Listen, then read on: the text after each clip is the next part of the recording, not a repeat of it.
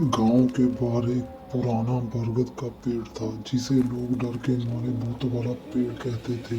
कहा जाता था कि उस पेड़ पर एक भूत रहता है जो रात को वहां से गुजरने वाले को परेशान करता है। इस डर से गांव के लोग सूरज ढलने की उस रास्ते पर जाने से बचते थे। एक दिन गांव का एक नौजवान लड़का अर्जुन इस अफवाह को गलत साबित करने की ठान लेता है।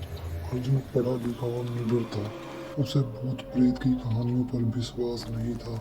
उसने गांव वालों को कहा, मैं इस पेड़ के पास रात बिता कर आऊंगा और सबको सच बताऊंगा। गांव वाले उसे मना करते रहे पर वो नहीं माना। रात को अर्जुन एक मिसाल लेकर बरगद के पेड़ के पास पहुंचा।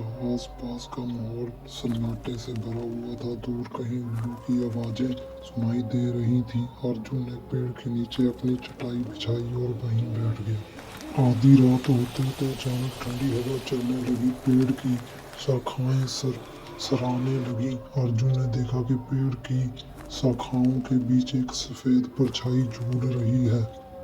पहले तो उसका दिल धड़कने लगा, लेकिन उसने हिम्मत नहीं हारी। मशाल की रोशनी में उसने उस परछाई को गौर से देखा।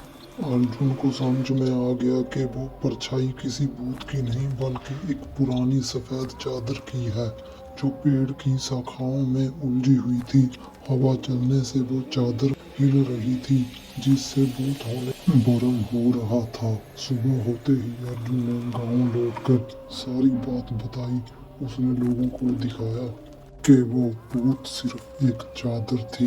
गांव वाले ये जानकर हंस पड़े और राहत महसूस की। के बाद गांव के लोग बिना डर के उस रास्ते पर जाने लगे।